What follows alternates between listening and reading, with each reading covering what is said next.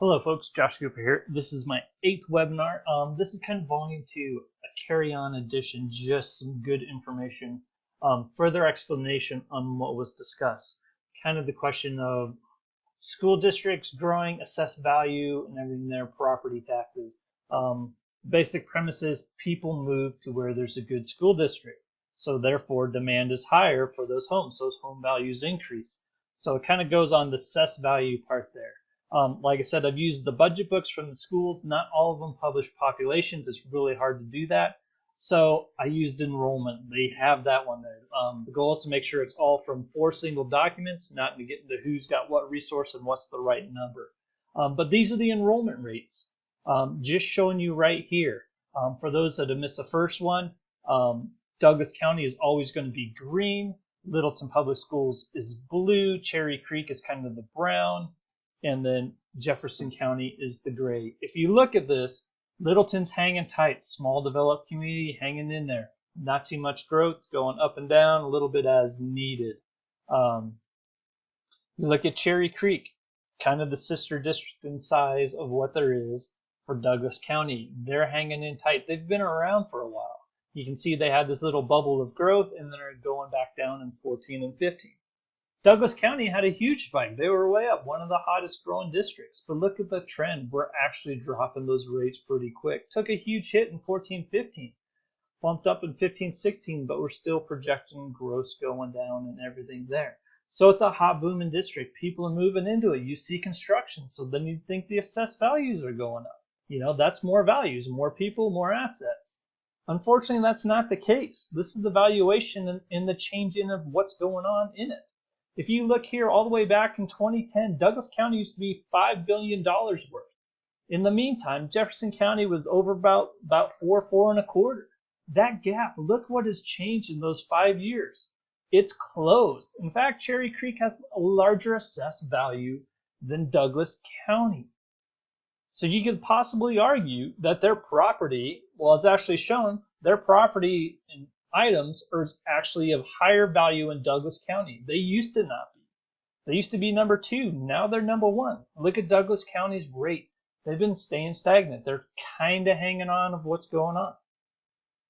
So all I did, since I don't have a population, I just did a quick ratio. Take that assessed value per pupil, or that assessed value and divide it by the pupils. Just assuming, hey, you know, maybe there's 20% of all households is a student of the population. Just a general idea. Like I said, not going to debate, go into the numbers, but just think of that theory. So just putting that ratio, just trying to put a assessed value to population ratio into there. Here's what you see. You can see where Douglas County dropped down. They kind of haven't been having issues, but everybody else is kind of on an incline, going up assessed value.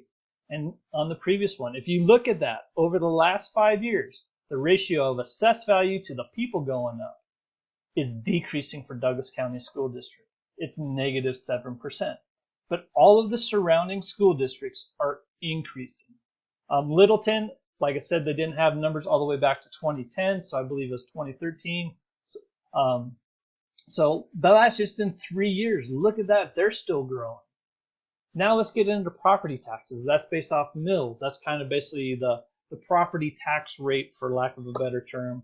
That's being assessed to help bring it in. These are mills that are published in the documents, like I said, by all the different school districts. You can see where they're going, who's going up, and who's going down.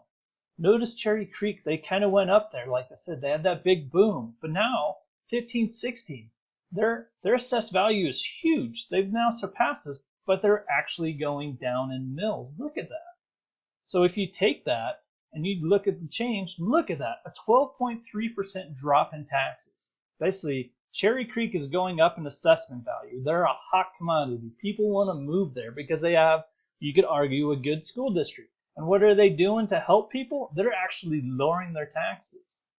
Douglas County has only increased it and then a small decrease. Otherwise, it's been hanging steady on the mills and everything into there.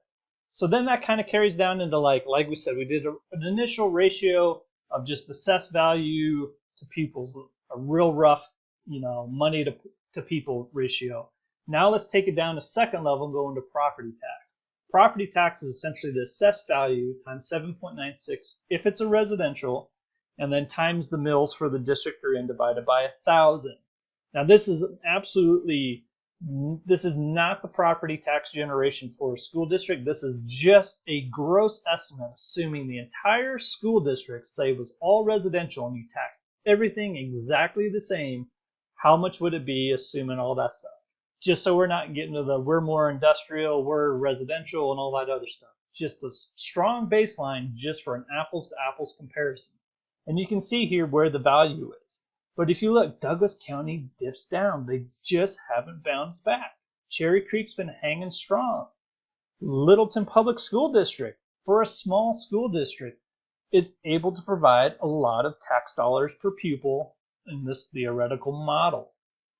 Jefferson County has been on the lower side, but they're hanging in there. But they've corrected. They changed their board in 14 and 15, and you can see they've made a large correction for what's going on. So if you take these rates and you look at the changes over the last 5 years, yet again, Douglas County is the only school district where property taxes per pupil, like I said, just taking that values and then ratioing it over a population, is decreasing out of all of the neighboring school districts. Again, disclaimer on Littleton Public Schools, not back to 2010, use 2013. But as you can see, people are leaving the district because they're going to places, home values are increasing because people are leaving Douglas County, or Douglas County is not retaining its value.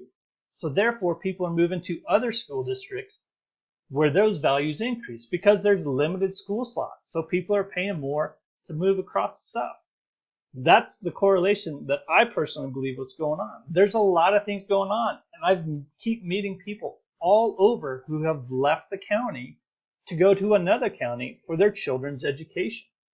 So again, high level. I know there'll be plenty of debate. There's lots of other details and everything else that people want to go down into. I'm trying to keep it in a big picture, just saying here's 4 documents that are published by 4 different school districts.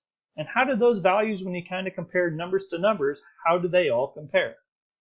So thank you for your time, and I look forward to any discussions or any other questions from folks. Thank you.